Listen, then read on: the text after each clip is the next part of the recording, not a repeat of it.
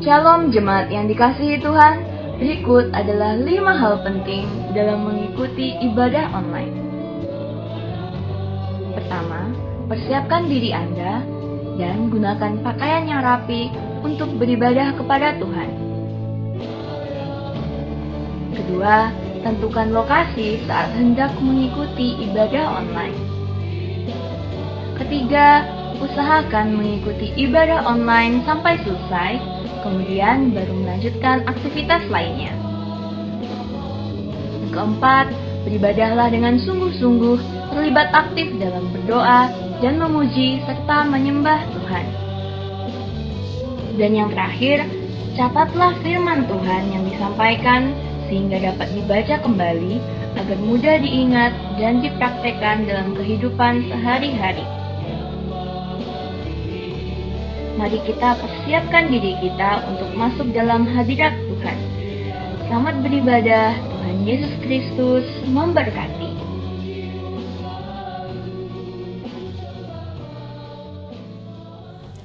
Puji nama Tuhan, dari tempat ini bersama seluruh imam yang melayani ingin menyapa Bapak Ibu sidang jemaat sekalian. Shalom. Shalom. Selamat sore untuk kita semua. Selamat berjumpa kembali dalam ibadah pendalaman Alkitab kita.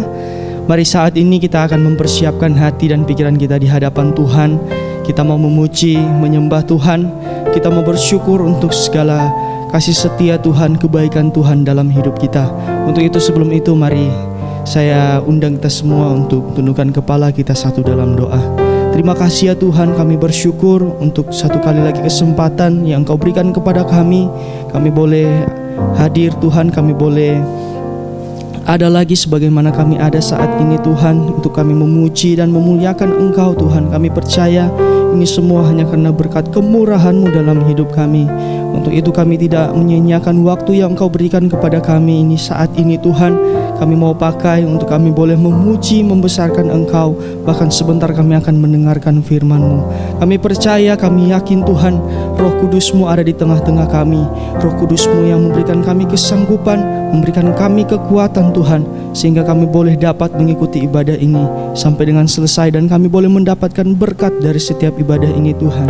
Terima kasih Tuhan, terima kasih. Segala bentuk pekerjaan roh jahat iblis yang mencoba mengganggu ibadah ini, kami mau ikat, kami patahkan, kami hancurkan di dalam nama Tuhan Yesus Kristus. Biarlah Engkau tutup bungkus kami dengan kuasa darah-Mu Tuhan. Terima kasih Tuhan. Inilah menjadi doa dan ucapan syukur kami di dalam nama Tuhan Yesus Kristus. Haleluya. Amin.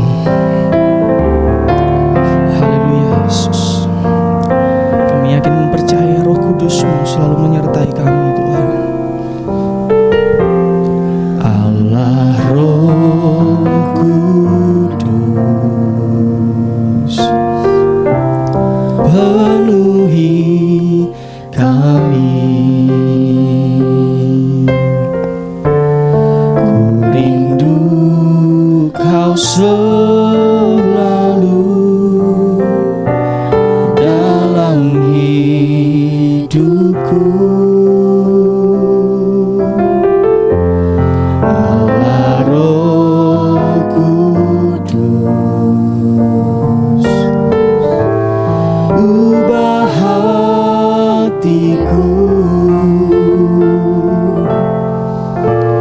jelikanku, jamalah ku rindu hadirat-Mu. Ku sembah Kudus, Kudus,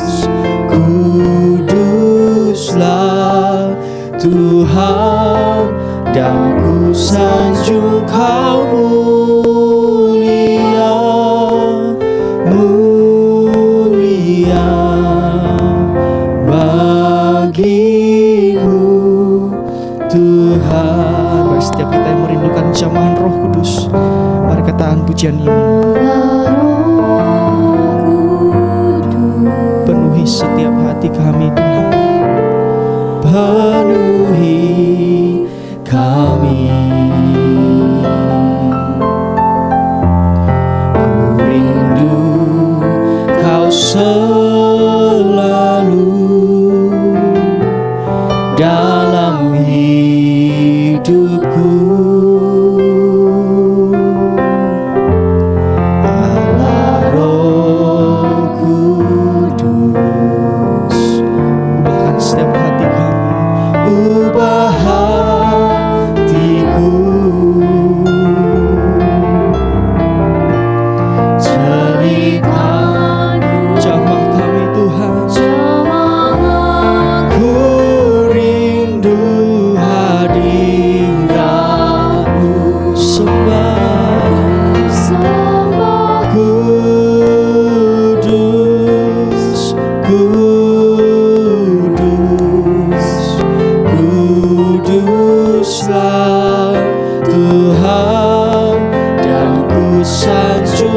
Engkau mulia, mulia.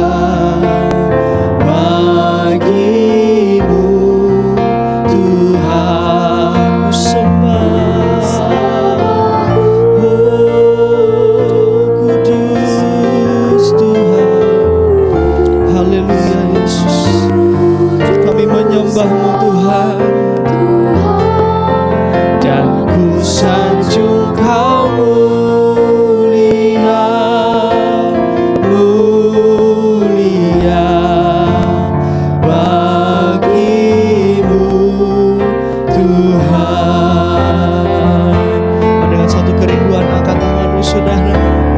Ku sembah kudus, kudus.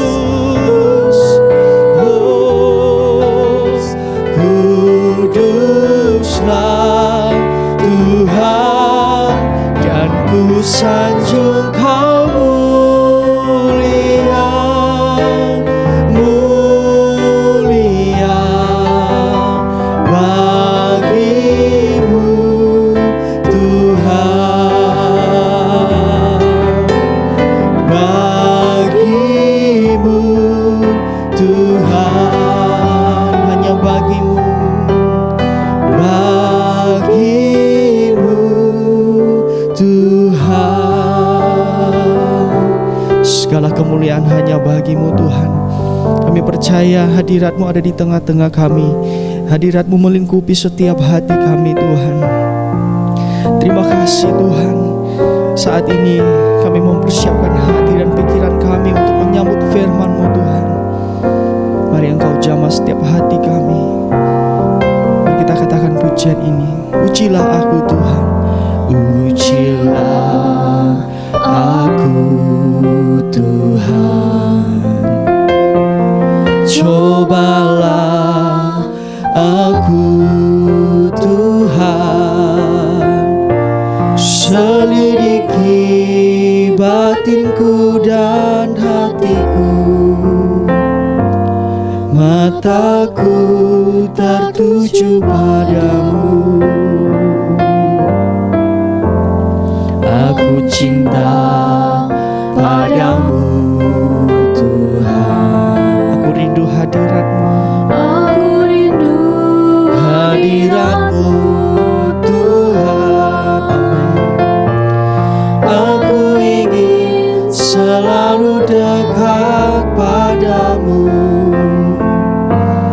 menikmati kehadiran-Mu.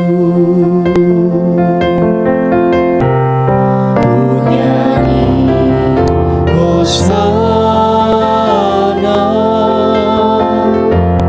bagi Rajaku yang duduk di tahta. Aku muliakan dan ku agungkan, Kau layak disembah. Ujilah aku Tuhan, ujilah aku Tuhan. Cobalah aku Tuhan, selidiki batinku dan hatiku. Mataku tertuju padamu. Katakan, aku cinta padamu. Aku cinta padamu Tuhan. Amin. Aku rindu hadirat-Mu Tuhan. Kami ingin selalu dekat padamu Yesus. Inilah kerinduan kami Tuhan. Oh, menikmati kehadiran-Mu. Ku nyanyi Hosana, ku nyanyi Hosana bagi Rajaku yang duduk di tahta.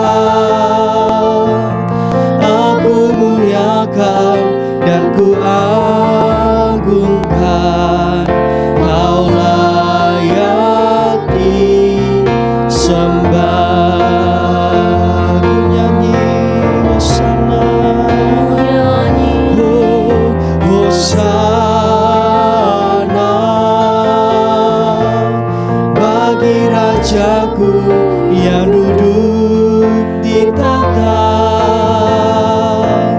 Aku muliakan dan ku agungkan, Kau layak disembah.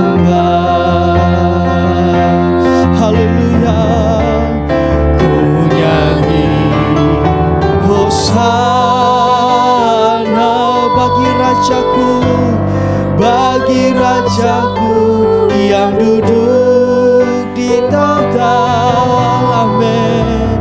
Aku muliakan dan ku agungkan, Kau layak disembah. Kau layak disembah. Kau layak disembah.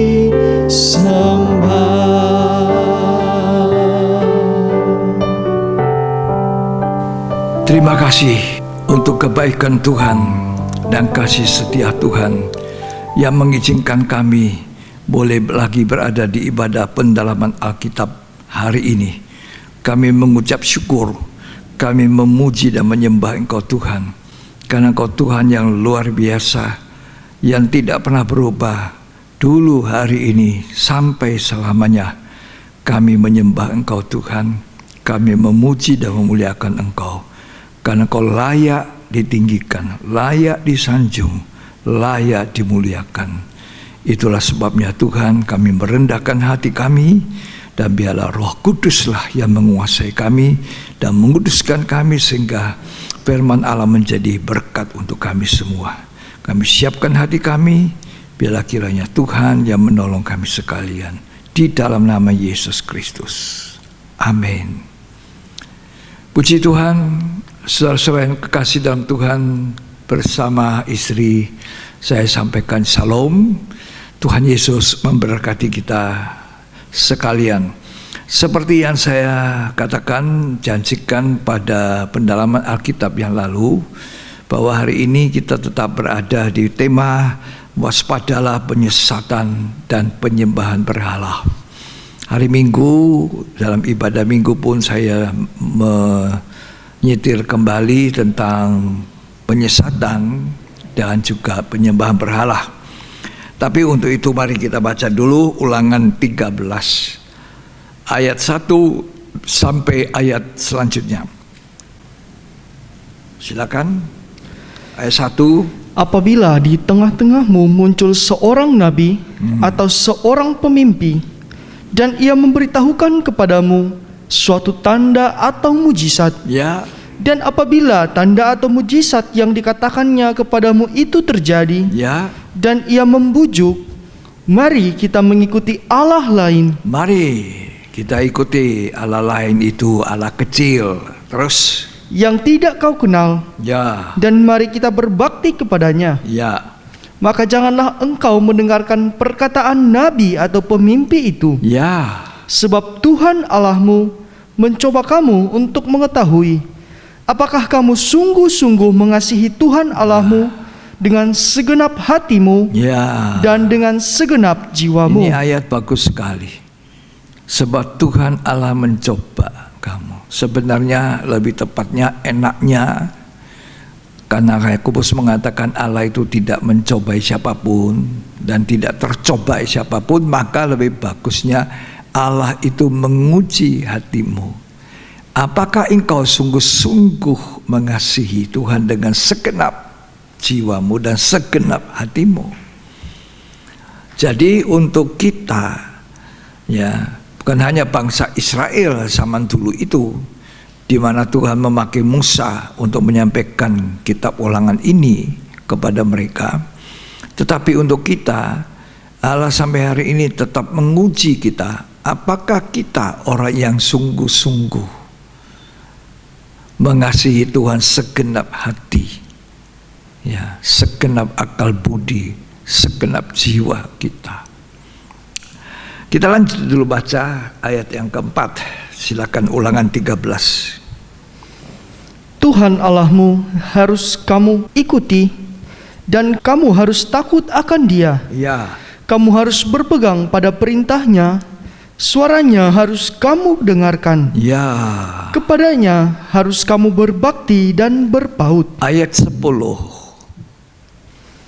Engkau harus melempari dia dengan batu, Lempar dia dengan batu, sehingga mati, karena ia telah berikhtiar menyesatkan engkau. berikhtiar mencari jalan, berusaha untuk menyesatkan bangsa Israel. Terus Daripada Tuhan Allahmu yang telah membawa engkau keluar dari tanah Mesir. ya, maksudnya supaya mereka itu bukan menyembah Allah Israel, supaya mereka menyembah Allah-Allah lain, itu berhala. Kalau sempat mereka disesatkan. Jadi peringatan Tuhan supaya mereka jangan disesatkan, supaya tidak menyembah Allah lain. Ya, saudaraku, apa yang dialami kejadian pada masa lampau, masa lalu di perjanjian lama, khususnya kitab Ulangan, itu pun hari-hari ini dalam perjanjian baru, lebih-lebih di akhir zaman ini, zaman akhir, mendekati akhir dari zaman akhir. Tuhan berkata, penyesat itu sudah pergi ke seluruh dunia, siap untuk menyesatkan manusia, terutama gereja Tuhan. Ya, itu siap untuk disesatkan. Itulah sebabnya Tuhan Yesus mengingatkan murid-muridnya ketika murid-muridnya itu bercakap-cakap dengan dia di atas ketinggian di satu bukit. Mereka datang bertanya, apa tanda kedatanganmu dan apa tanda kesudahan alam? Ya, Tuhan menjawab, waspadalah ya terhadap penyesatan. Kalau kita baca seluruhnya Matius 24 itu, maka penyesatan itu nomor satu. Bukan gempa bumi, bukan bahaya kelaparan, bukan bencana peperangan dan sebagainya. Itu sesudah itu. Jadi Tuhan memberikan tahu kepada kita, nomor satu penyesatan. Penyesatan. Kalau yang lain-lain, gempa bumi, bahaya penyakit sampar, wabah seperti sekarang corona, itu membunuh tubuh. Peperangan membunuh tubuh. Ya, tapi tidak membunuh jiwa dan roh itu sekalian. Tapi penyesatan, menyesatkan orang menyembah berhala lain, mengingkari Allah yang harusnya disembah itu namanya membunuh bukan hanya tubuh tapi jiwa dan rohnya mati sekalian, dilemparkan ke dalam lautan api. Ya, ngeri benar. Itu sebabnya Tuhan menempatkan pada posisi pertama adalah penyesatan. Coba kita baca Matius 24 ayat 3, 4 dan 5.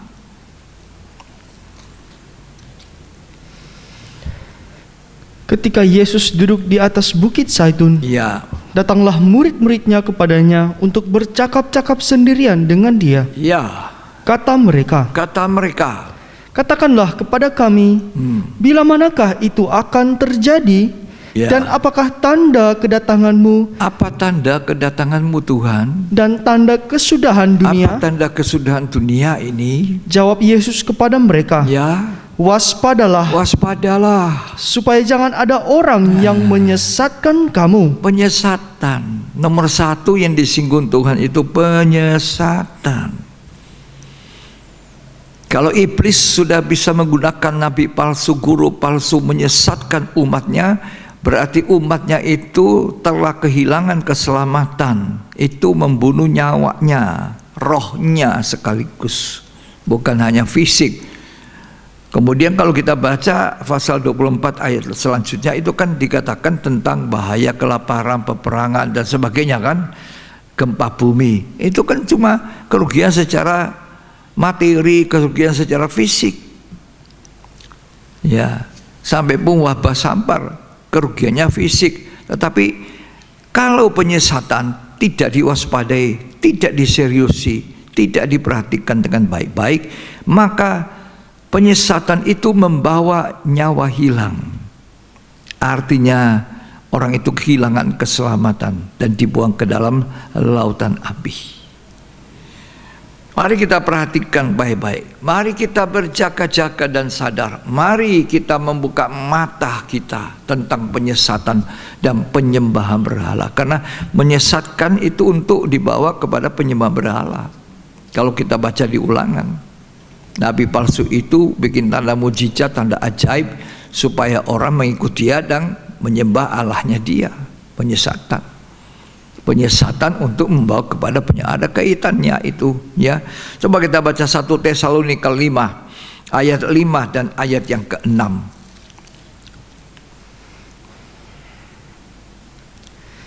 Karena kamu semua adalah anak-anak terang, Iya. dan anak-anak siang. Iya. Kita bukanlah orang-orang malam atau orang-orang kegelapan. Ya. Sebab itu, baiklah jangan kita tidur seperti orang-orang lain, Ya. tetapi berjaga-jaga dan sadar. Berjaga-jaga dan sadar. Sekian. Berjaga-jaga dalam bahasa aslinya sini, bahasa Yunaninya itu sama dengan Gregoreo, yang artinya tetap sadar dan waspada. Gregoreo, tetap waspada, tetap sadar, buka mata terhadap penyesatan. Ya, menggunakan kata itu, ya. Jadi buka mata kita terhadap penyesatan. Jangan memberi dirimu disesatkan dengan cara apapun. 2 Tesalonika 2 ayat 3.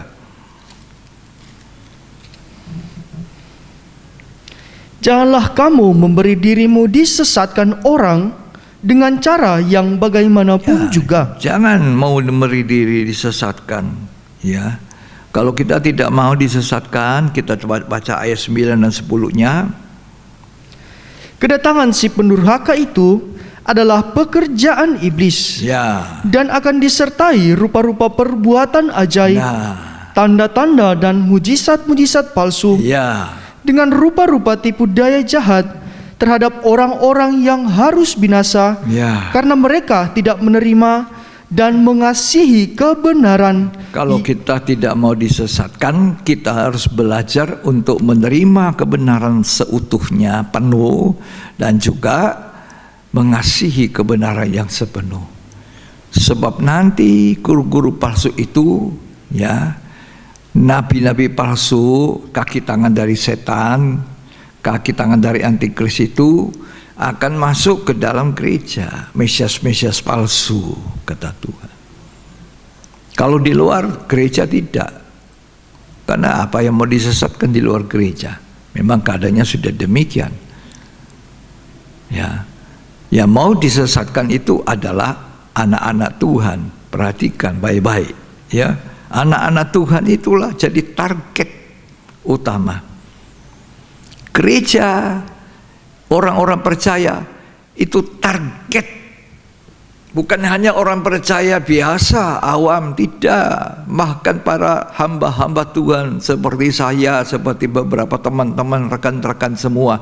Kalau tidak jeli mata, tidak terus menekuni, membaca dengan teliti, dengan baik, maka kita pun bisa tersesat. Ya. Target utamanya itu hamba Tuhan. Kalau satu hamba Tuhan sudah dibelokkan, jatuh, disesatkan, bayangkan, andai kata hamba Tuhan itu punya jemaat 500, 1000, berarti 500.000 itu habis. Karena pasti mereka itu dengar ini gembalanya omong, gembalanya bicara, hamba Tuhan ini bicara. Ya, bisa dibayangkan. Target utamanya itu, mata ular itu melihat orang-orang yang melayani, disoroti betul-betul, siap untuk mendalam. 1 Petrus 5 ayat 8.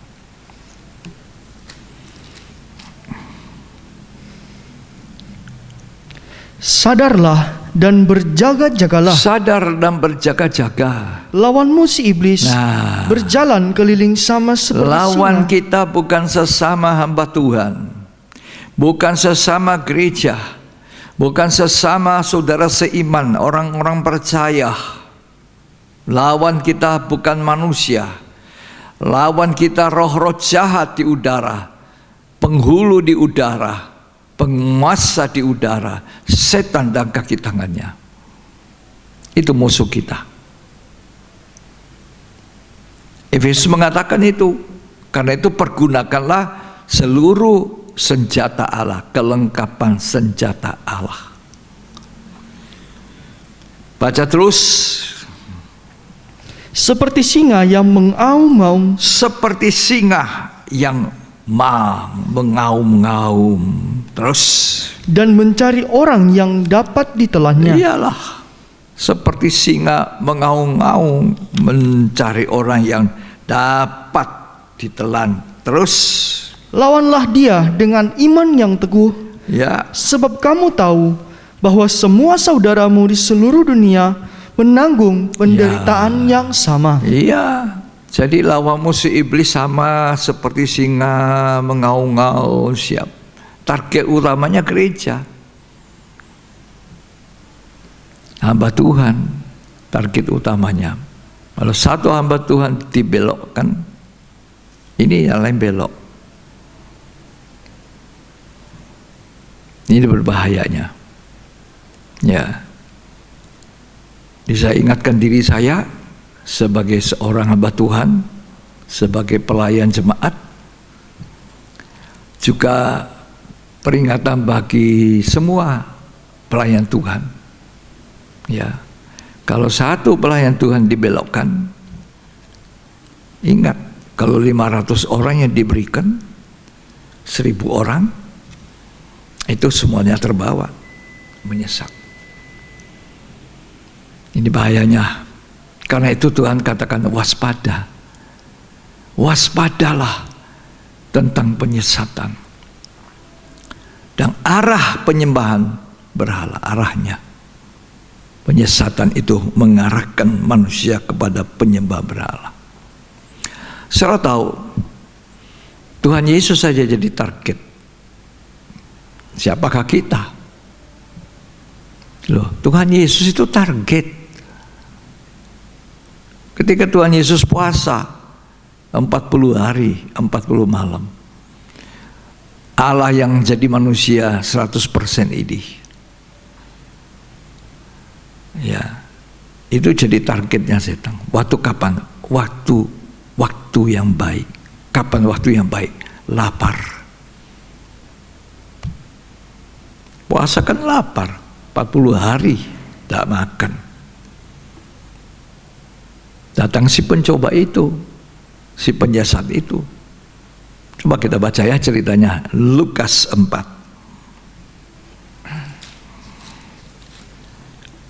Ayat yang kelima, ayat 1 dulu, tidak apa-apa. Lukas 4 ayat 1 mulai. Yesus yang penuh dengan Roh Kudus Iya. kembali dari sungai Yordan, Iya. lalu dibawa oleh Roh Kudus ke padang gurun. Iya. Di situ ia tinggal 40 hari lamanya dan dicobai iblis. Iya, dicobai. Si Selama di pencoba. situ, selama di situ ia tidak makan apa-apa, dan sesudah waktu itu ia lapar. Lapar. Kapan setan datang menggoda untuk supaya batu jadi roti? Itu waktu lapar. Timingnya tepat. Terus. Lalu berkatalah iblis kepadanya, jika engkau anak Allah. Jika. Kata jika itu kata yang membimbangkan. Jika. Memang iblis itu selalu menciptakan keraguan-raguan. Jikalau. Terus. Suruhlah batu ini menjadi roti. Suruh batu ini jadi roti. Jawab Yesus kepadanya, Ya.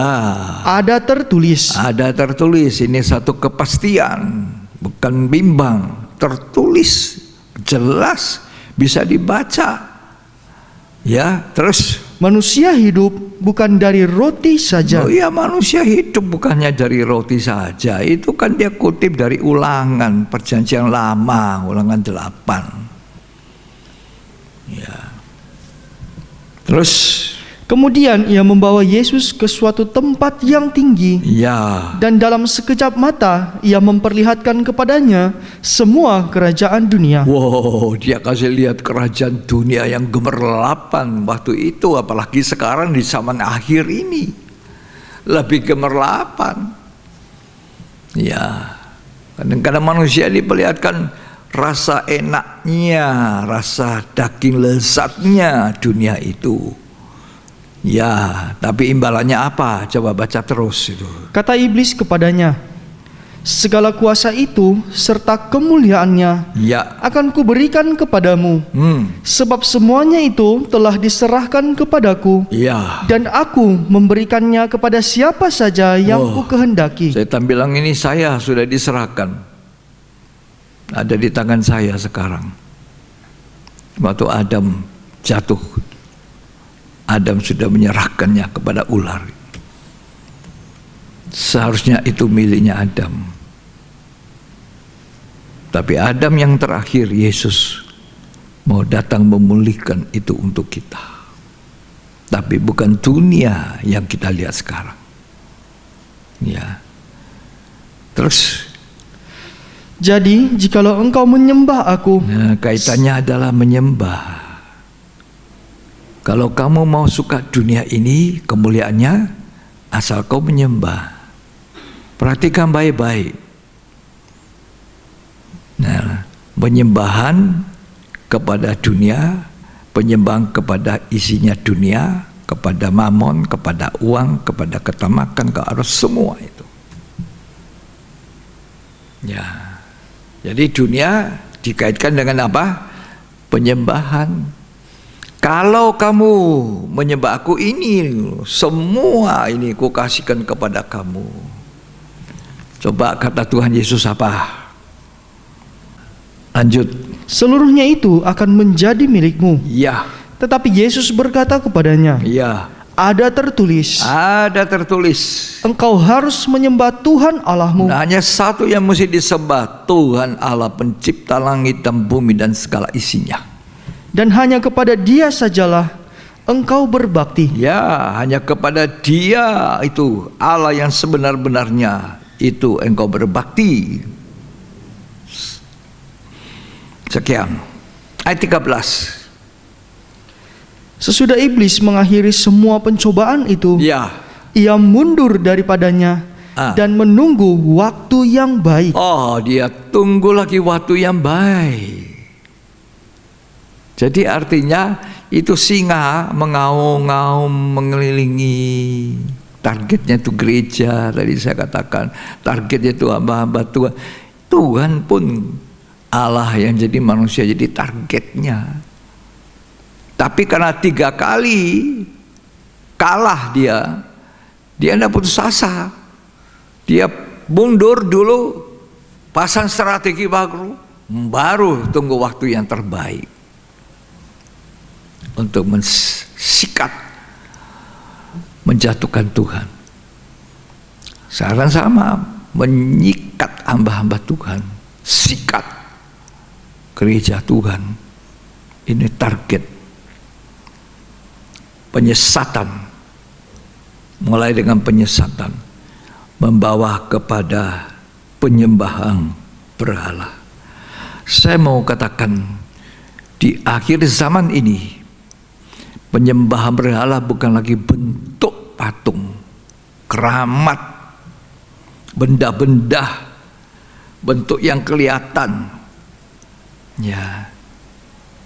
Dan kita tidak melihat orang-orang yang seperti dulu punya pakaian imam yang aneh-aneh untuk mengadakan penyembahan berhala. Sudah kita melihat, oh ini bukan kita punya golongan. Tapi begitu halus sampai tadi Tesalonika mengatakan siuman, sadar, berjaga-jaga, Gregoreo. sadar, berjaga dan waspada, sebab iblis seperti singa mengaum, kata Petrus. Itu sebabnya Tuhan katakan, jangan mencintai dunia. Ya toh? Kan dunia ini berkaitan dengan penyembahan. Kalau kamu menyembah aku, ini semua ambil kemuliaan dunia. Karena itu anak Tuhan diingatkan, jangan mengasihi dunia dan apa yang ada di dalam dunia. 1 Yohanes 2 ayat 15. Janganlah kamu mengasihi dunia dan apa yang ada di dalamnya. Ya, jangan mengasihi dunia. Ini peringatan keras, jangan mengasihi dunia dan apa yang di dalamnya. Keinginan daging, keinginan mata, hidup jumawa, keangkuhan hidup.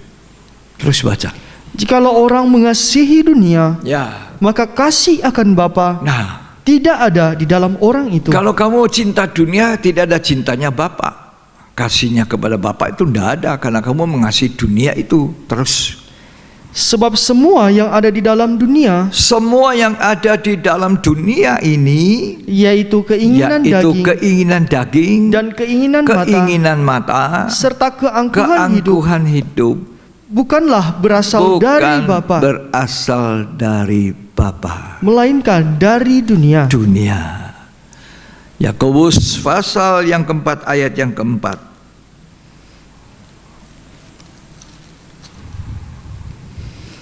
Hai kamu orang-orang yang tidak setia, Ya, tidakkah kamu tahu bahwa persahabatan dengan dunia persahabatan dengan dunia adalah permusuhan dengan Allah? permusuhan dengan Allah. Tuhan suka ingat, sudah ingatkan kita. Persahabatan dengan dunia, permusuhan dengan Allah. Ya, Kolose 3 ayat yang kelima. Ini banyak ayat. Karena itu, matikanlah dalam dirimu segala sesuatu yang duniawi. Matikan dalam dirimu segala sesuatu yang duniawi. Yang duniawi. Sekian. Kolose 3 ayat 1 sampai 4. Ini yang disuruh Tuhan sama kita, gereja Tuhan. Perhatikan baik-baik. Karena itu, kalau kamu dibangkitkan bersama dengan Kristus, Ya, carilah perkara cari yang di atas, perkara atas, di mana Kristus di mana ada, Kristus Yesus ada, duduk di sebelah duduk kanan di sebelah Allah. kanan Allah Bapa. Pikirkanlah perkara yang Pikirkan di atas, perkara di atas, renungkan terus, bukan yang di bumi. bukan di bumi. Terus, Sebab kamu telah mati dan hidupmu tersembunyi bersama dengan Kristus di dalam iya, Allah. kita ini telah mati bagi dosa, telah mati bagi dunia, dan hidup kita tersembunyi di dalam Allah. Supaya kita terhindar dari penyembahan berhala. Supaya kita terhindar dari kehidupan yang materialistis. Ya. Pandangan hidup yang mengutamakan hal-hal materi. Dan seperti uang, harta, dan sebagainya. Perhatikan. Garis bawah itu apa kata setan kepada Tuhan.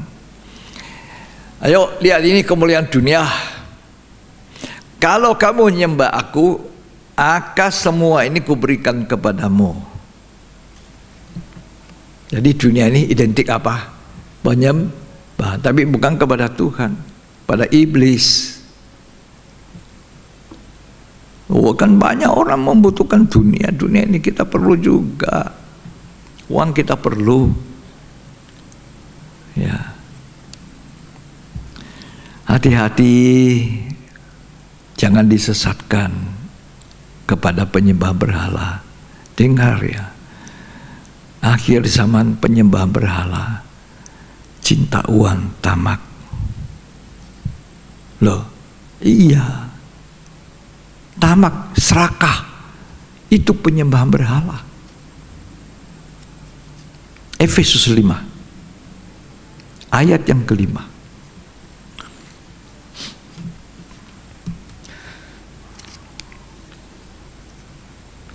Karena ingatlah ini baik-baik. Ingatlah baik-baik. Tidak ada orang sundal, orang cemar, Ya. atau orang serakah. Ya. Artinya penyembah berhala. Orang serakah, tamak, tidak pernah puas.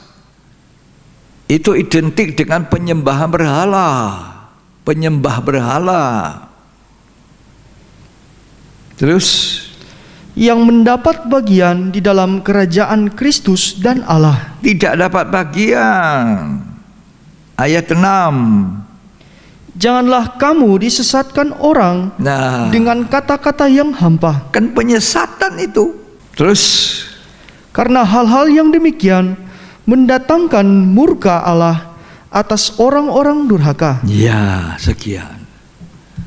Jadi keserakahan, ketamakan itu penyembahan berhala. Jadi bukan lagi penyembahan berhala dalam bentuk patung, keramat, atau benda-benda, atau apa saja, patung-patung daripada raja-raja, kayak seperti zaman Daniel itu. Raja Nebukadnezar membuat patung. Ya. Bukan lagi, tapi penyembahan berhala akhir zaman, keserakahan, ketamakan. Dan itu cinta dunia. Cinta akan dunia, bersahabat dengan dunia, hidup dengan cara-cara dunia. Pemikiran hanya untuk kekayaan dunia, mengeruk uang dan harta, materi. Itu bentuknya daripada penyembahan berhala akhir zaman oleh anugerah Tuhan di dalam nama Tuhan Yesus Kristus. Tuhan mengingatkan kita semua untuk berhati-hati, waspada dengan penyembahan berhala. Dalam surat Timotius 2 Timotius 3 ayat 2, ya, ayat 1 sampai ayat yang kelima, tolong dibaca. 2 Timotius 3 ayat 1 sampai 5.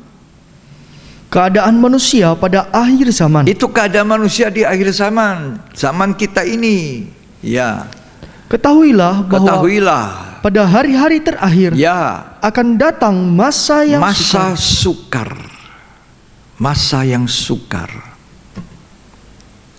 Terus Manusia akan mencintai dirinya sendiri manusia cinta diri sendiri, dan menjadi hamba uang. jadi budaknya uang, jadi hamba uang. Itu masa sukar. Disebutkan nomor 1 apa? Manusia mengasihi diri sendiri dan menjadi hamba uang. Betul lah. Baru lanjut yang lain. Terus Mereka akan membual dan menyombongkan diri. ya, Mereka akan menjadi pemfitnah. ya, Mereka akan berontak terhadap orang tua ya, dan tidak tahu berterima kasih. ya.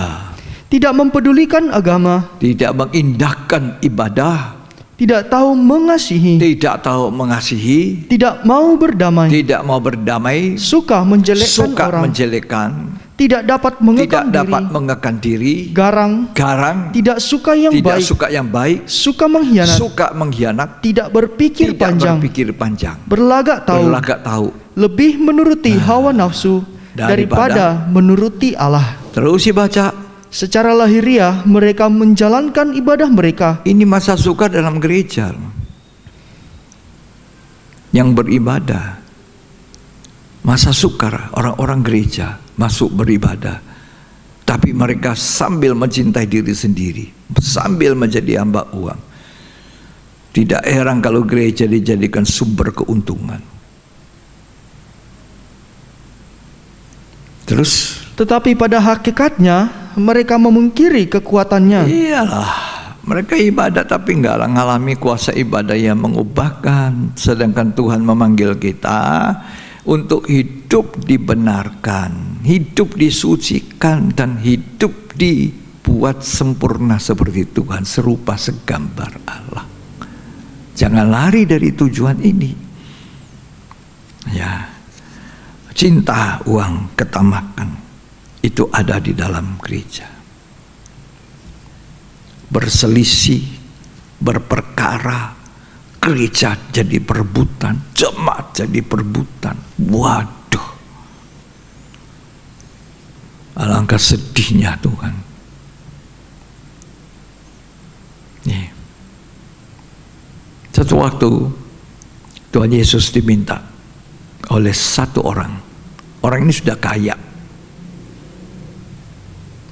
tapi dia tidak puas dengan kekayaannya yang banyak. Dia bilang, "Guru, coba jadi mediator pembagian harta warisan saya." Tuhan bilang apa?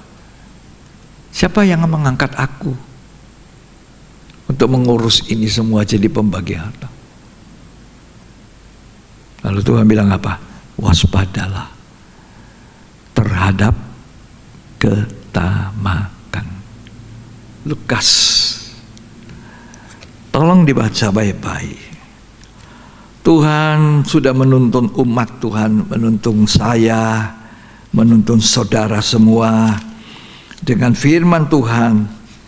Kurang kita, jangan jemu-jemu baca Alkitab. Oh, ini khotbah pendeta ini orang enak, tak bagus, sudah, tidak usah didengerin. Dengar baik-baik dulu, cek di Alkitabmu, saudara. Apa yang dituliskan di situ? Ayat 15 dari Lukas, pasal yang ke-12. Ayat 13 lebih dahulu, lebih tepatnya, supaya lengkap. Seorang dari orang banyak itu berkata kepada Yesus, Ya, Guru, katakanlah kepada saudaraku ya, supaya ia berbagi warisan dengan aku. wow, Tetapi Yesus berkata kepadanya, Saudara, siapakah yang telah mengangkat aku menjadi hakim atau pengantara atas kamu? ya, Katanya lagi kepada mereka, ya. Berjaga-jagalah Dan dan waspadalah waspadalah terhadap segala ketamakan. segala ketamakan atau keserakahan. Ini kalau di Matius 24 Tuhan ingat, waspadalah terhadap penyesatan. Maka di Lukas pasal 12 ini Tuhan mengingatkan, waspadalah, berjaga-jagalah terhadap keserakahan atau ketamakan. Saya ulangi, waspadalah terhadap keserakahan atau ketamakan. Itu kata-kata Tuhan kepada orang tua yang minta untuk berbagi warisan.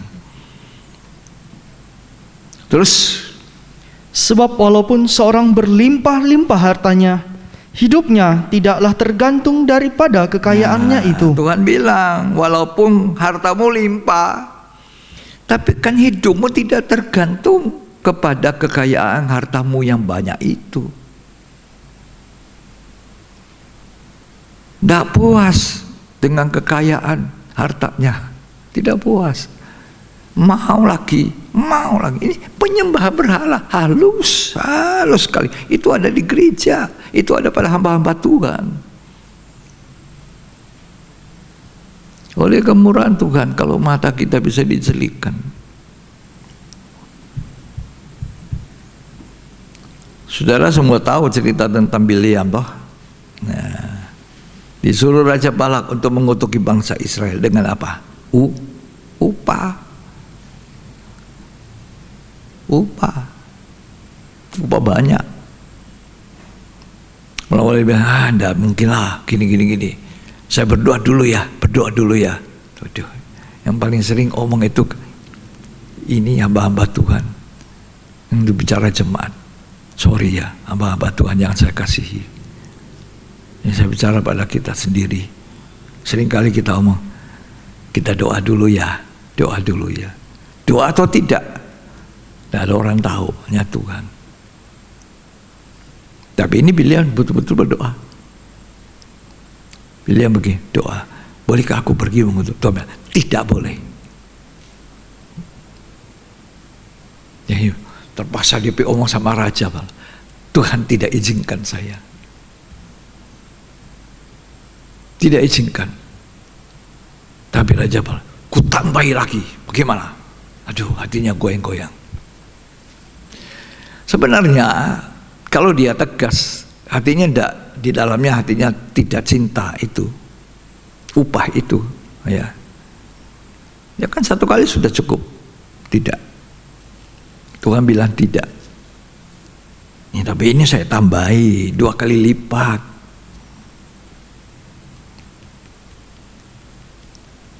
Kapan lagi Bileam pikirah 2 kali lipat?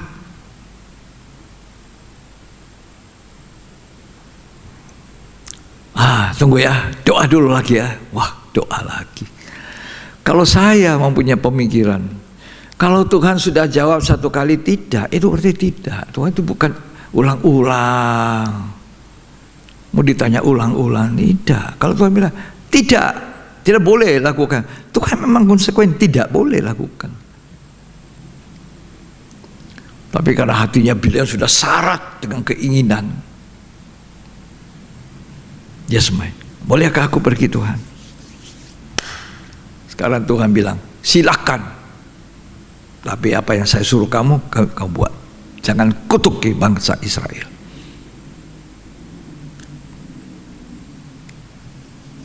Ini hatinya Bileam syarat dengan keinginan. Makanya Tuhan bilang, matikanlah dirimu dari segala keinginan dunia ini. Ada kaitannya. Mari kita baca Yudas ya. Yudas 1 ayat 11.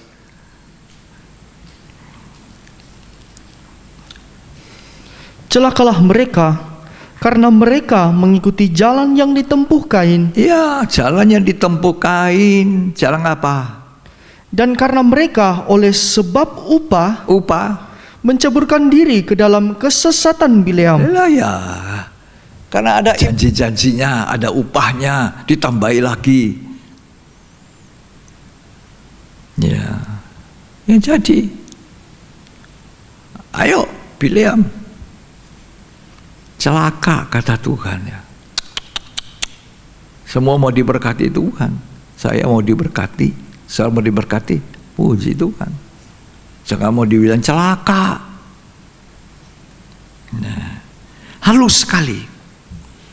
Kalau penyembah berhala patung nampak. Kalau penyembah berhala yang namanya serakah itu halus, sulit untuk dideteksi. Betul ya? Sulit, halus sekali, dan itu banyak di dalam gereja. Tuhan bilang jangan ikut jalan kesesatan Bileam. Matius 6 ayat 24. Perhatikan baik-baik. Umat Tuhan, jemaat Tuhan yang dikasihi Tuhan. Tuhan sangat mengasihi kita. Terus, tak seorang pun dapat mengabdi kepada 2 Tuhan. Tidak ada orang bisa menyembah 2 Tuhan. Tuhan Allah, Tuhan Mammon. Betul? Baca terus.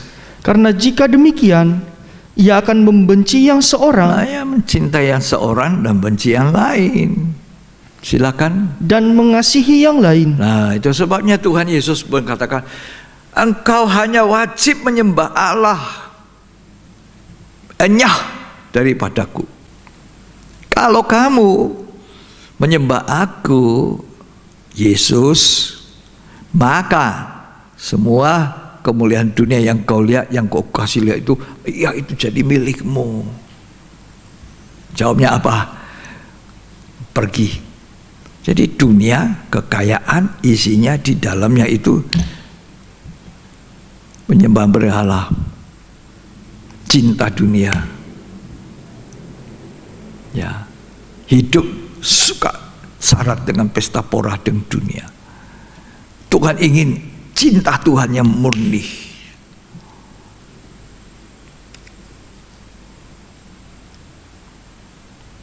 Dia calon mempelai pria, kita ini calon mempelai wanita.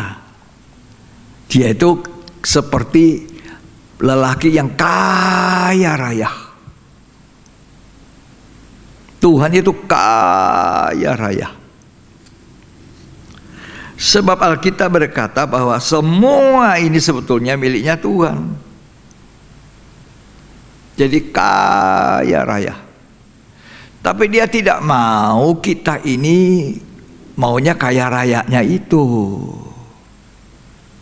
Kita mau mencintai pribadinya itu. Pribadinya Tuhan. Dengan hati yang setulusnya.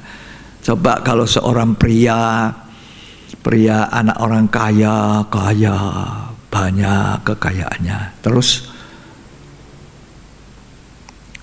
perempuan-perempuan itu begitu banyak menggoda. Ya. Tapi dari semua perempuan-perempuan yang kaya-kaya itu, yang cantik-cantik itu, semua ingin kekayaannya. Yang tidak tertarik.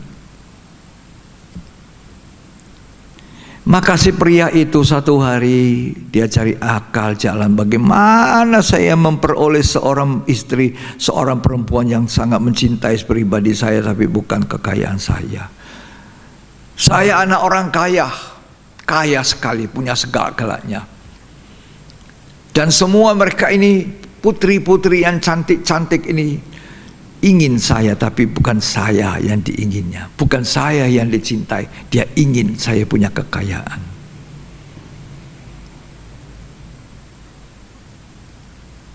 Lalu apa yang dia buat? Dia dapat akal sekarang. Aku akan jadi orang yang miskin, berpura-pura miskin. Jadi keluar dari kekayaan orang tua, harta duniawinya itu, dia memakai pakaian yang sederhana. Aku mau tahu siapa perempuan yang cinta aku. Nah, didapatinya terus seorang yang sangat cinta dia. Seorang putri yang cantik tapi cinta dia. Kamu tidak menyesal? Aku ini kan tidak punya apa-apa. Oh tidak. Yang aku cinta engkau pribadi, bukan apa-apamu itu. Biar kau tidak punya apa-apa, aku ingin mendapatkan engkau. Inilah cinta yang sejati,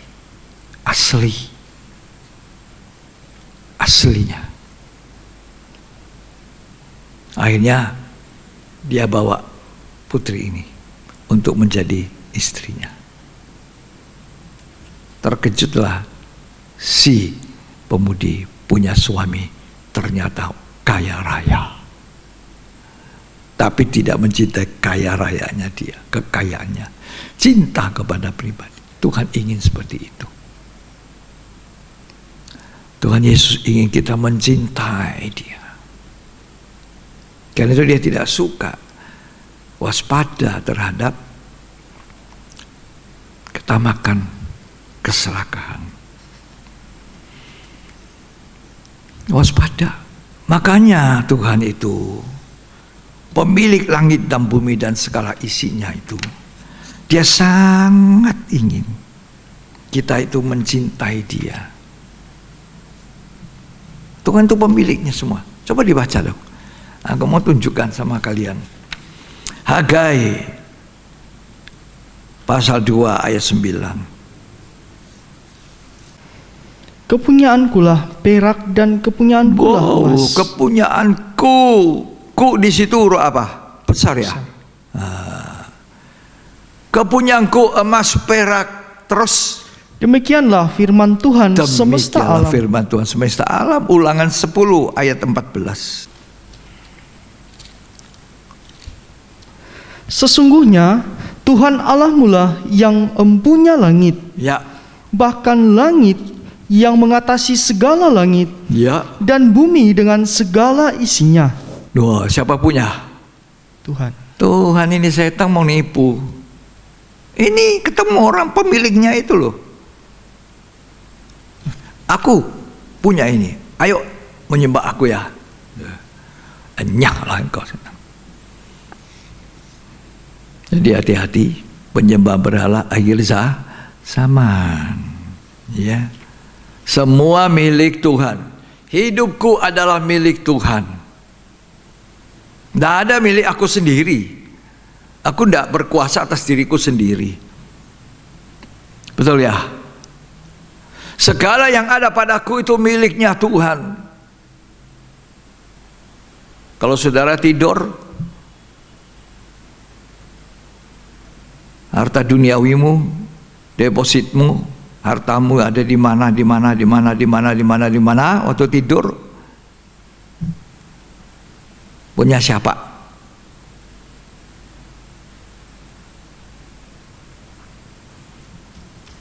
Kalau nanti malam ini nyawamu diambil seperti orang kaya bodoh dalam Lukas 12.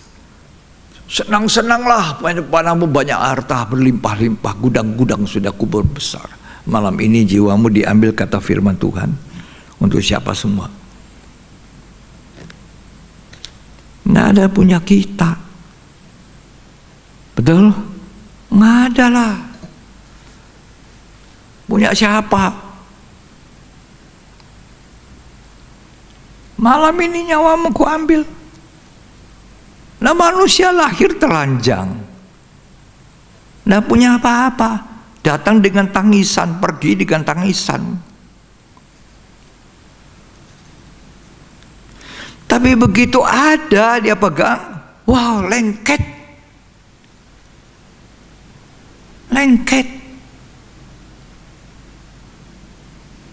Tuhan juga tidak apa-apa kan? Oh, memang anak Tuhan ini perlu dikasih harta benda, dia dipakai Tuhan untuk menyokong pekerjaan pembangunan tubuh Kristus, apalagi akhir zaman ini. Peganglah dulu itu ya, pakai nanti ya untuk kemuliaan Tuhan.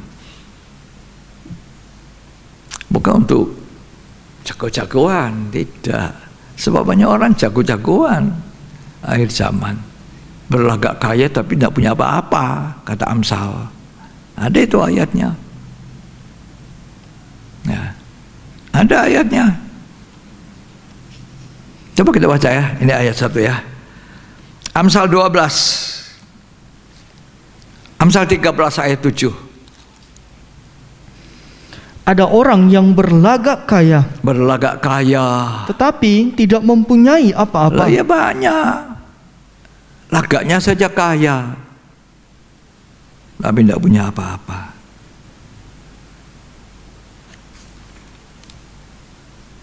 Sekian. Nah, betapa baiknya Tuhan buat gereja Tuhan, buat kita, buat saya, buat gereja, hamba-hamba Tuhan, jemaat Tuhan. Tuhan kasih kita begitu banyak, begitu banyak. Dia cuma bilang begini, dari semua 10, aku punya 1 ya, kamu punya 9, aku 1 saja. Tapi yang 1 itu kembalikan pada saya, biar kamu pegang 9.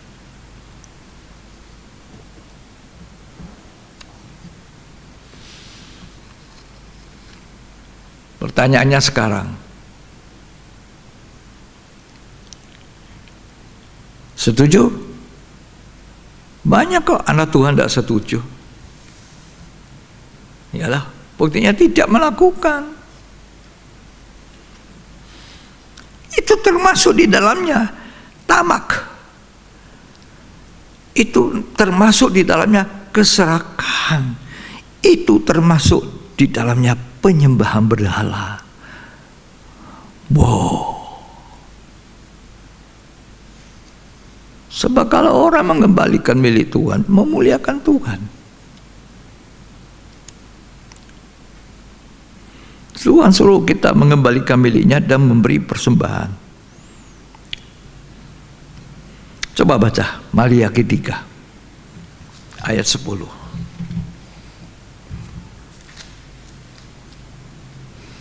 Bawalah seluruh persembahan persepuluhan itu ke dalam rumah perbendaharaan, Ya. supaya ada persediaan makanan di rumahku. Ya. Dan ujilah aku,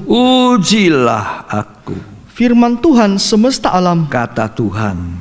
apakah aku tidak membukakan bagimu tingkap-tingkap langit dan mencurahkan berkat kepadamu sampai berkelimpahan. Kalau Tuhan minta kita taat, kalau Tuhan minta kita mengembalikan 1/10 yang Dia punya milik itu bukan untuk menekan menindis kita yang masih punya 9, tetapi untuk kebaikan kita. Malah Dia memberkati kita dengan melimpahkan berkat-Nya.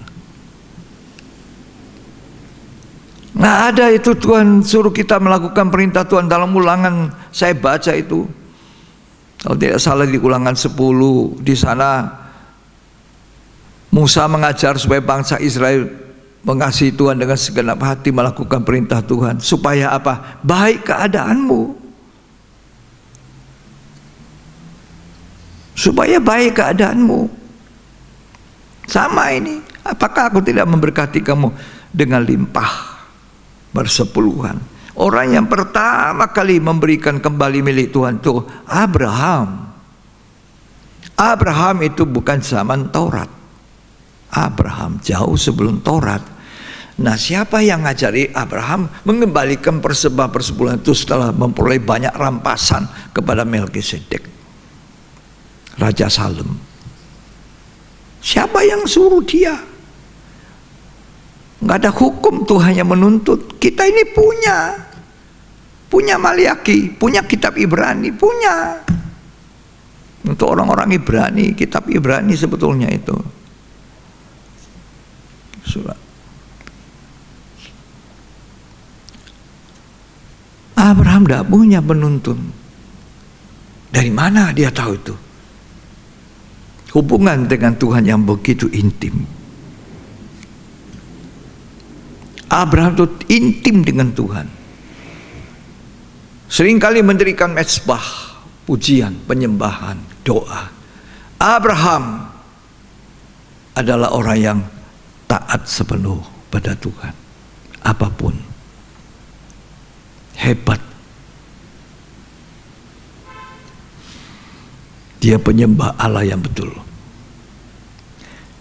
Dan dia minta Abraham secara lahiriah, jasmani, darah daging bangsa Israel.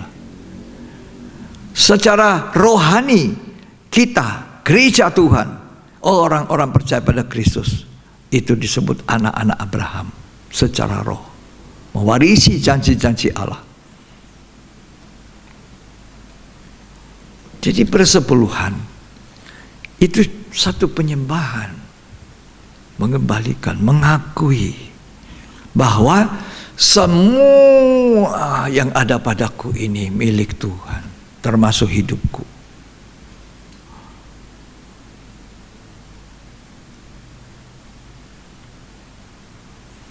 Dalam bahasa aslinya, bahasa Ibrani, dituliskan seperti makser, yang secara hurufiah mengandung arti 1/10 bagian atau 1/10 bagian. Makser, ya, mengandung arti 1/10 bagian atau 1/10 bagian, dan semua hasil penghasilan seseorang, maka 1/10 bagiannya adalah milik Tuhan dan itu harus dikembalikan.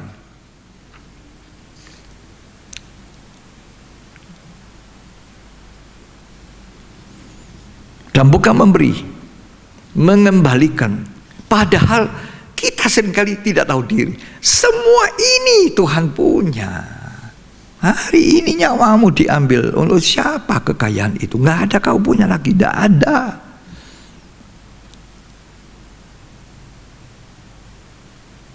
Loh, ini keras. Tapi kerasnya baik, saudara. Untuk kebaikan kita gereja Tuhan. Untuk kebaikan saya. Supaya kita jadi penyembah Allah yang murni, bukan penyembah Mammon. Cuma 1/10 bagian ini yang miliknya Tuhan, dia minta untuk kembalikan. Abraham melakukannya kepada Melkisedek, yang representasi daripada Tuhan Yesus itu Melkisedek.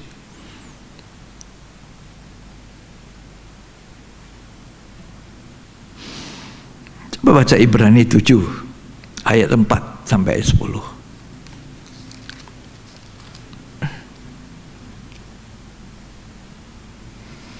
Camkanlah betapa besarnya orang itu, Ya, yang kepadanya Abraham, bapa leluhur kita, memberikan 1/10 leluhur dari orang-orang Ibrani, orang Israel.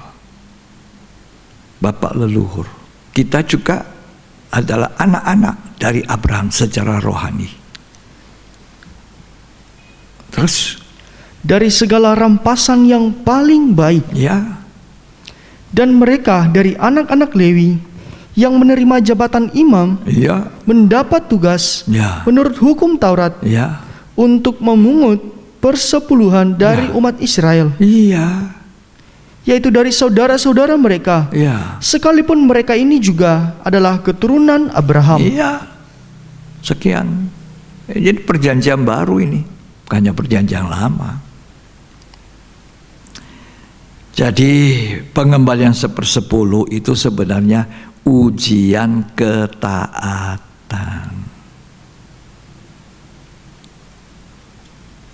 Ujian kasih Tuhan itu cara Tuhan untuk mengetahui apakah orang itu atau kita ini anak Tuhan yang menghormati Dia, menjunjung tinggi, menyembah Dia atau tidak.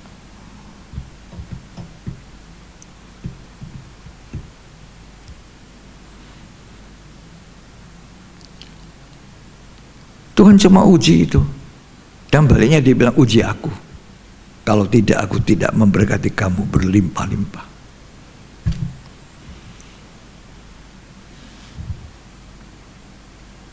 Dua hal itu tadi dibaca Maliaki 3. Bawalah persembahan persepuluhan dan persembahan apa? Khusus. Itu satu kewajiban, memberi. Itu ujian. Ujian ketaatan, apa kita menyembah Allah atau menyembah Mammon.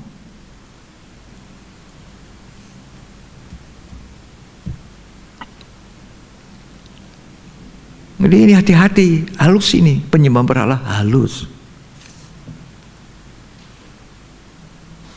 Banyak orang so dipukul dengan belalang pelahap, kata Maliaki 3. Dipukul dengan belalang pelahap, dipukul dengan pukulan-pukulan supaya dia sadar, diket kepalanya, pokoknya diapain saja. Nanti kalau waktu sudah kena pukulan, aduh ampuni saya Tuhan, ampuni saya mau jadi baik, saya mau jadi baik. Asal masih boleh hidup. Sudah hidup baik, wow. Lupa lagi.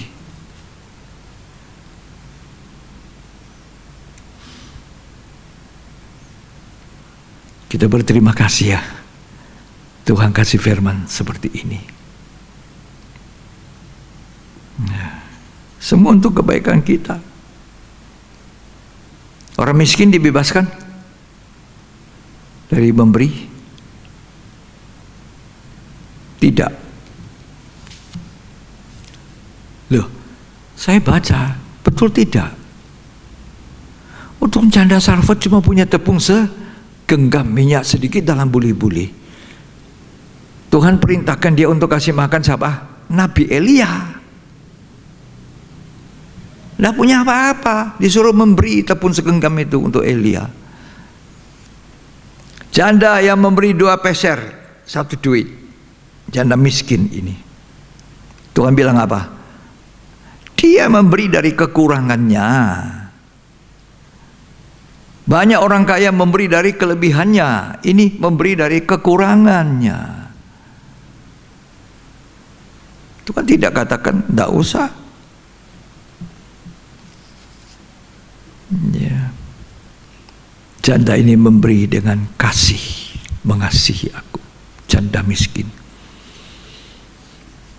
Wahai orang yang hidupnya dikelilingi kelimpahan, banyak hartanya, tapi mengembalikan milik Tuhan saja dia tidak ambil. Tamak, serakah. Dia lupa kalau dia menyembah berhala. Yang namanya ketamakan, keserakahan. Kata Efesus 5 ayat yang kelima, semua ada ayatnya. Kita sedang belajar Alkitab. Tentu dengan segala keterbatasan saya, segala kekurangan saya, untuk menerangkan, mengajarkan kepada jemaat. Jadi kita jangan berpikir bahwa Tuhan itu bisa disesatkan. Tuhan Yesus disesatkan. Ini kemuliaan dunia, ayo sembah aku ya, ini ku kasih kamu. Tuhan tidak. Yang memiliki dunia dan segala isinya, tadi kita sudah baca, Tuhan. Supaya kita ini diuji, tahu siapa yang kita sembah. Tuhan minta 1/10 itu loh. Itu milikku, kata Tuhan. Tapi setelah dia terima 1/10, dia kembalikan banyak. Kembalikan lagi berlipat-lipat. Betul ya? Jadi semua untuk kebaikan kita. Ulangan 10 ayat 13 tolong dibaca itu. Tidak ada untuk kebaikan Tuhan, tidak ada. Ya. Berpegang pada perintah dan ketetapan Tuhan yang kusampaikan kepadamu pada hari ini, supaya baik keadaanmu. Iya, supaya baik keadaanmu. Betul ya? Ada orang sakit-sakitan, usahanya juga sakit-sakitan, orangnya juga sakit-sakitan. Padahal duitnya banyak. Apa yang kurang ya? Yang saya lakukan, tanyanya kepada seorang pendeta. Apa ya? Pendeta ini serba salah. Mau tanya ini, nanti dibilang dia mau duitnya. Dia tanya orang ini juga susah. Ya loh. Di pendeta ini ngomong, barangkali Anda tidak mengembalikan milik Tuhan. Sebab di Alkitab dituliskan itu, belalang pelahap, melahap habis. Dia bilang, iya ya, selama ini kita tidak tahu kembalikan 1/10. Nah sekarang kembalikan. Maka Anda adalah penyembah Allah. Jangan menyembah Allah, menyembah Mamon. Tidak mungkin ya. Mungkin tidak? Tidak mungkin. Atau menyembah Allah. Tiap kali cuma angkat satu tangan menyembah Allah. Yang satunya ini apa? Aduh, yang satu ini pegang duit aja. Tidak mungkin. Tinggal kita pilih. Akhir zaman. Banyak menyesatkan gereja Tuhan. Dan target utama iblis, nabi palsunya, kaki tangannya guru palsunya, rasul palsunya, itu gereja Tuhan, hamba-hamba Tuhan. Mata setan menyoroti hamba-hamba Tuhan itu. Karena kalau satu hamba Tuhan disesatkan, bayangkan orang yang dipimpinnya. Tuhan Yesus baik. Amin. Mari kita menyembah Tuhan. Saya senang nyanyi lagu lama tapi indah sekali. Lagu yang membuat saya, ketika saya baru bertobat, lahir baru puluhan tahun yang lalu. Karena dulu saya juga begitu mengejar kekayaan dunia uang. Ya Tuhan bawa saya kepada pertobatan. Saya punya hati yang begitu damai, begitu tenang ketika saya menyanyikan nyanyian ini. Harta itu Yesus. Ku dapat satu harta.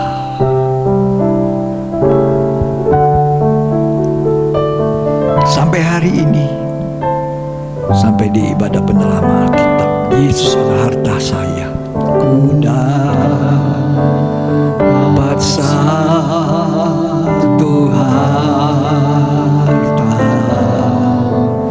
teramat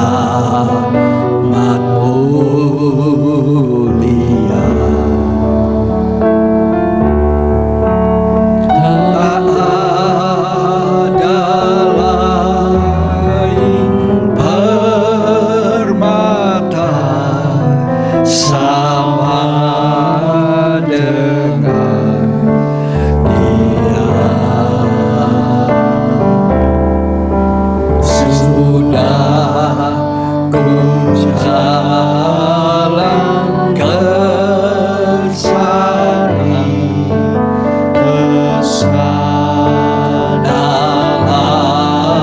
dan kemari, tak ada seperti Dia.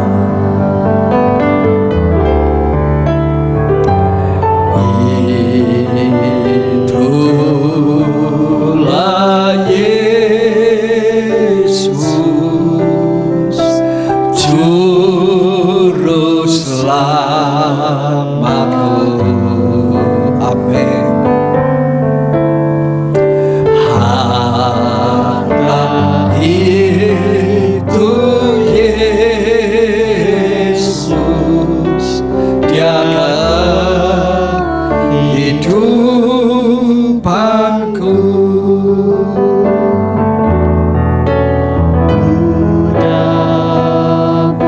Satu harta teramat mulia.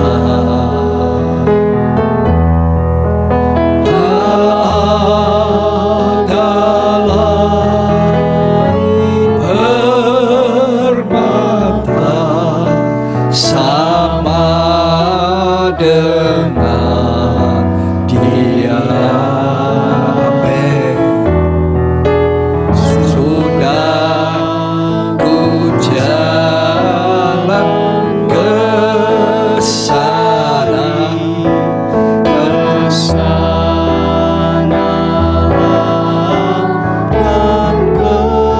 kemari, tak ada seperti Dia. Katakan itulah Yesus. Itulah Yesus, Juru Selamatku. Amin. Harta itu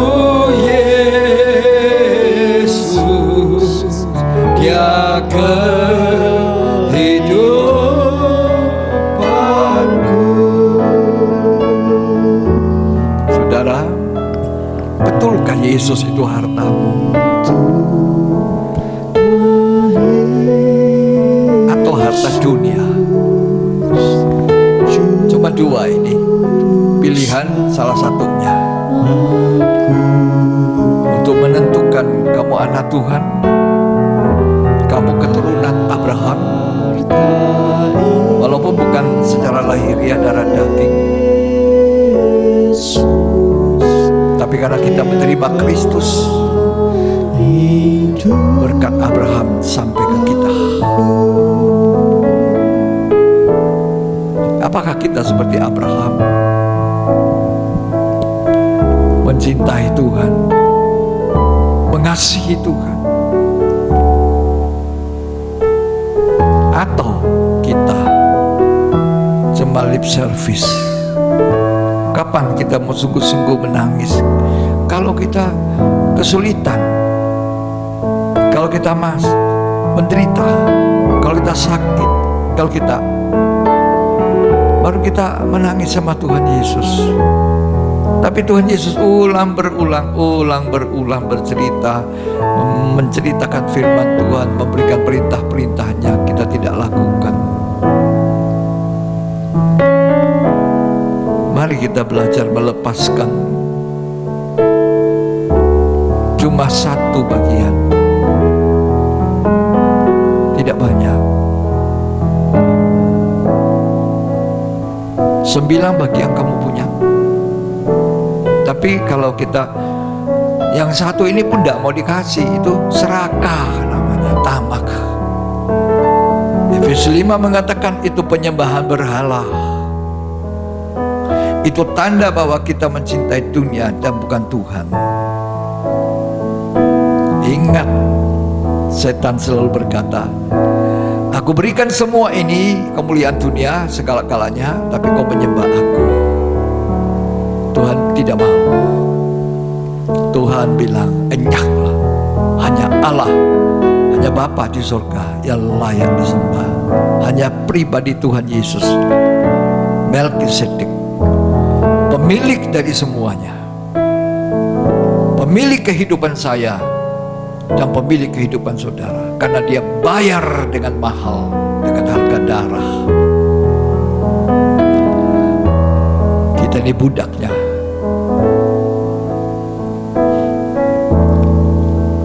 Ku dapat satu harta teramat mulia, tak ada lain bermakna sama dengan Dia. Amin. Sudah ku jalan mencari kesanalah dan kemari, tak ada seperti Dia. Amin.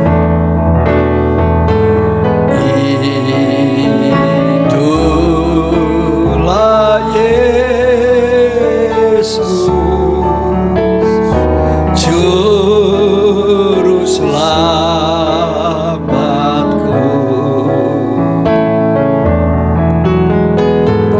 Harta itu Yesus, Dia kehidupanku.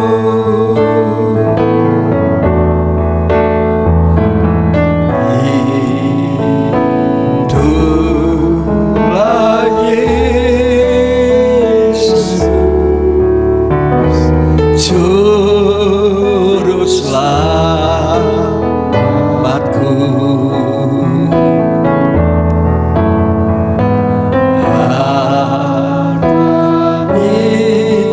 Itu Yesus, Dia kehidupanku. Tuhan Yesus ingatkan kita, walaupun berlimpah-limpah harta, tapi tidak satupun bagian milikmu.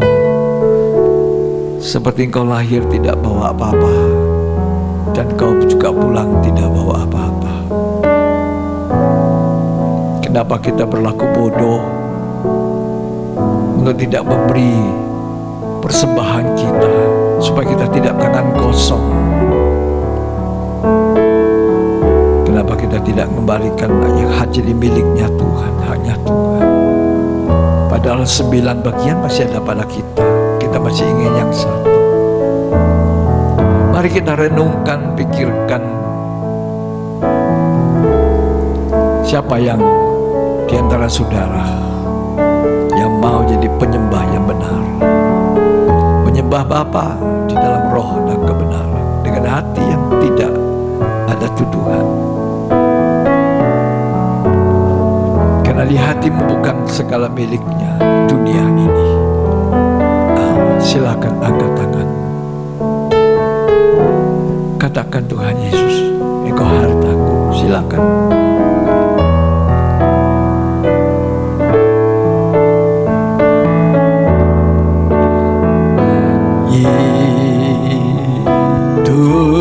Hiduplah Yesus, Juru Selamatku. Amin. Harta itu Yesus, Dia kehidupanku.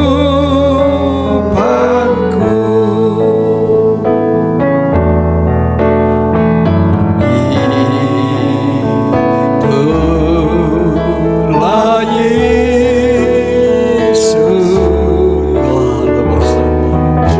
Juru Selamatku.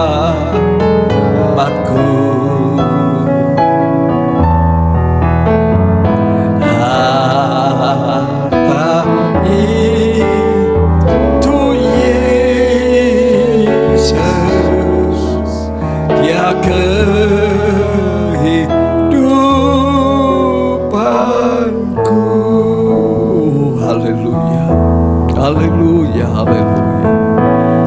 Kami berterima kasih untuk firman-Mu, teraikan di dalam hati kami oleh kuasa Roh Kudus, sehingga kami menjadi orang-orang yang melakukan kehendak-Mu Tuhan, melakukan firman-Mu, menjadi orang yang taat dan patuh seperti Abraham, sehingga menjadi penyembah-penyembah Allah yang benar. Terima kasih Tuhan untuk firman Allah, supaya kami tidak disesatkan, diarahkan kepada penyembah berhala. Firman-Mu menjadi terang bagi kami, jadi suluh bagi kami, gereja-Mu di akhir zaman. Di dalam nama Yesus Kristus, Tuhan melindungi, Tuhan menyertai kami, sehingga kami tetap boleh melayani menjadi berkat. Amin. Puji Tuhan. Puji Tuhan. Firman Tuhan sangat bermanfaat, berharga bagi kita. Ya, kiranya tidak hanya didengar, tapi kita melangkah, bertindak. Sebab Tuhan sudah memberikan kita keterangan yang begitu jelas. Dan memang itu keadaan dunia akhir zaman, penyesatan, dan penyembahan berhala. Kita mau diselamatkan oleh Tuhan, kita menjadi penyembah yang benar. Tuhan memberkati kita. Mari kita akhiri ibadah pendalaman Alkitab ini untuk lanjut mengikuti ibadah-ibadah selanjutnya sesuai dengan jadwal. Kita bangkit berdiri di tempat kita masing-masing.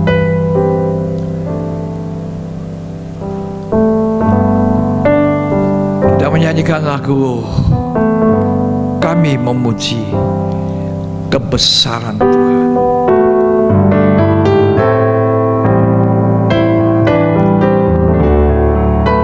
Ya, hanya Tuhan yang Maha Besar. Kami memuji kebesaran-Mu.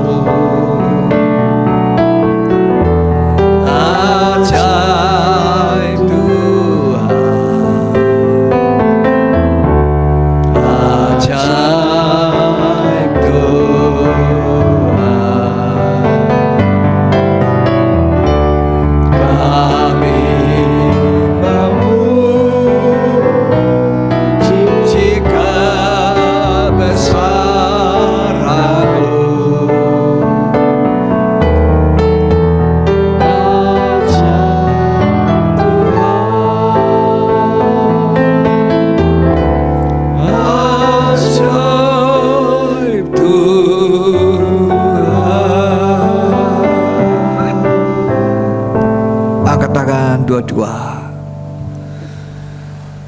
Terimalah berkat, kasih karunia dan anugerah, cinta kasih, persekutuan dari Allah Bapa, Putra dan Roh Kudus.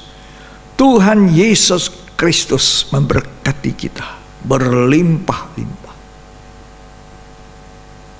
sampai Ia datang kembali pada kali kedua. Kita adalah orang-orang yang diberkati dan jadilah berkat. Terimalah itu berkat di dalam nama Tuhan Yesus Kristus. Yang terima berkat sama-sama kita aminkan. Amin. Selamat mengikuti terus ibadah selanjutnya dan selamat merenungkan apa yang sudah kita dengar hari ini. Tuhan Yesus memberkati kita.